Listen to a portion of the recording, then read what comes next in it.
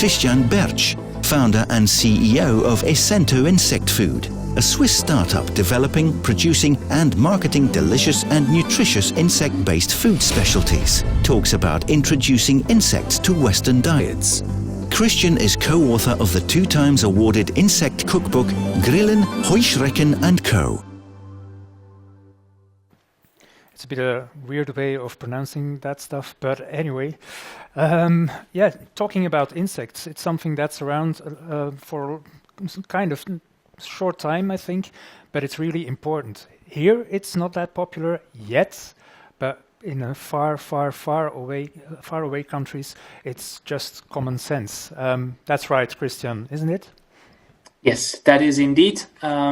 It's being consumed by about 2 billion people on our planet. Yeah, and why is it that this doesn't happen here that often? Here, I mean, well, Europe or Western civilization or whatever? Yeah, that's a good question. I mean, when we started out, that was also a point that we were closely looking at. And obviously, it has a lot to do with food culture and food habits. And it has just not been around in the Western societies in the last couple of years. But what we do see that we do have quite rapid introduction of new food types.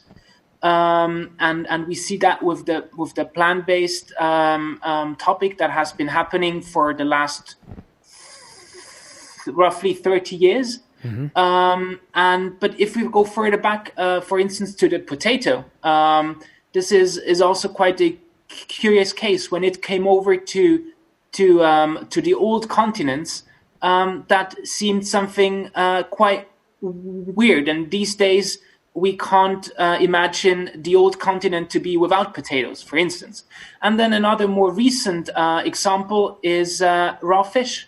I mean, it kind of swept over to Europe in the late 90s, and now you can't go to a big city without seeing multiple sushi restaurants. So these are just kind of these processes that are happening over and over again.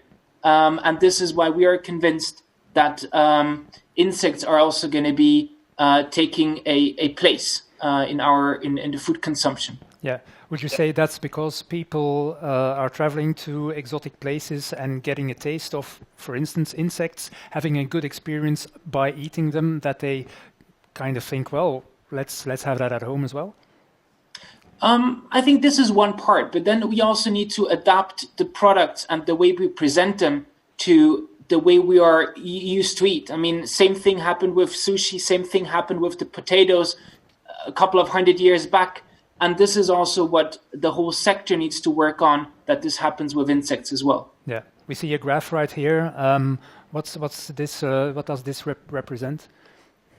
This is a representation of the carbon footprint, so the greenhouse potential of different, on this case, animal-based food products. And what we do see here is that insects are very, very efficient, and they do not emit a lot of greenhouse gas. And this is indeed quite an important part when we're looking at how the diet of the future is going to be composed. Yeah, because that's really important, and it's top of mind for a lot of people, flattening that ecological footprint, making it way less big, I think. Yeah, this is really key. And it is also part of thinking more in a circular way. And this is really where insects can fit in. So insects can transform side streams of the food industry and upgrade them again to highly valuable nutrients that we can then put back into our food system. Yeah. And I guess it's a sustainable industry as well, because there are so many of them, no? Yes, indeed. I mean, one of the key concerns is obviously animal welfare. So this is something that we do take very seriously, to have good standards in that area. But then on the other hand, insects are the ideal animal protein.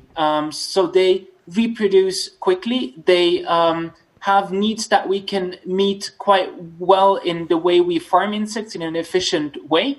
And so it is quite a perfect combination, to be honest. Yeah, and you mentioned the word, they can be farmed. Insect farms, how does that work?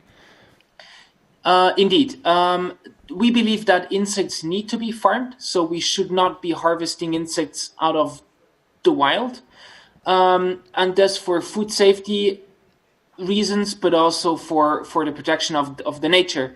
And so we do have insect farms all around the EU that are producing insects in a controlled environment, insects that are being kept in a good way, and that are being fed sustainable feed.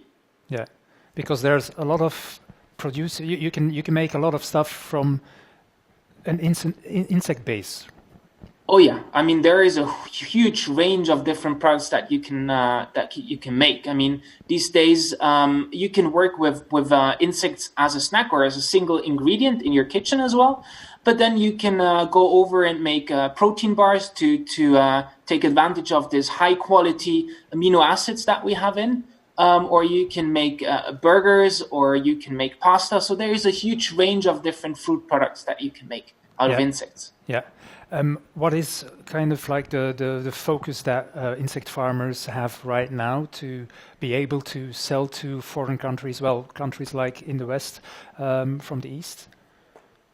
I mean, key aspect, I think we need to keep things local as well. So, for instance, we only work with insect farmers in the EU. So we do not believe that we should be shifting insects all over the planet, because we kind of get back into the old game.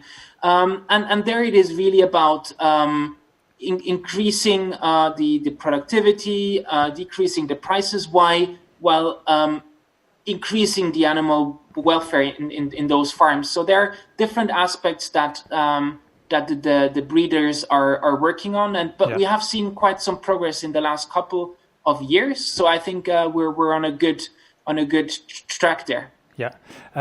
Some people have asked us questions. Some influencers send us questions. We're gonna listen to one of them at this moment. Yeah. Hi, my name is Margarita Ribot. I'm a nutrition and health coach, and I have a food blog called Tasty Mediterranean, which I write in 4 languages. My question to the Eating the Gap presenters is, a lot of alternatives already feature pulses. How do you compare this with insects as a sustainable and healthy alternative to mainstream proteins? Thank you. Up to you for your answer.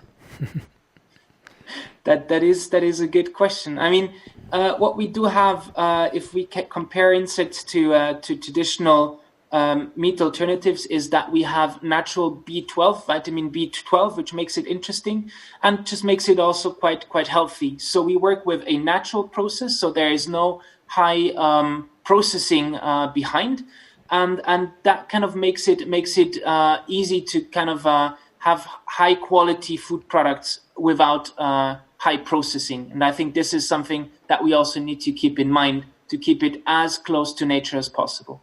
Okay, another question from an influencer coming up. Hi, I'm Christan, and my question is whether it's difficult to get people who identify as vegan to incorporate insects into their diet. So for most people, where do insects fall on the kind of moral spectrum? Moral that is question. Also quite a good question. And a difficult one as well, no? Yeah, especially these days when things are kind of flowing into each other. And this is also where we get a lot of feedback that consumers perceive insects. So it is something between plants and between the classical traditional meat. And this is what we kind of classify as a planet food. So basically, when talking to people that are on a vegan diet, they are obviously depends on the reason why they're on a vegan diet, but some of them do indeed are open to insects. So they do deliver, as already mentioned, the valuable vitamin B12, high quality amino acids that can be easily absorbed by the body. And so we do find some vegans that are open to every now and then integrate some insects into their diet as an ethical animal protein source. And this is what we believe, that it shouldn't be an extreme, but in the end it should be a comfortable diet where you can switch every now and then. Okay, Christian, that was a difficult question, but a real clear answer. Thank you for that, and thanks for joining us here at Eating the Gap. See you soon, hopefully.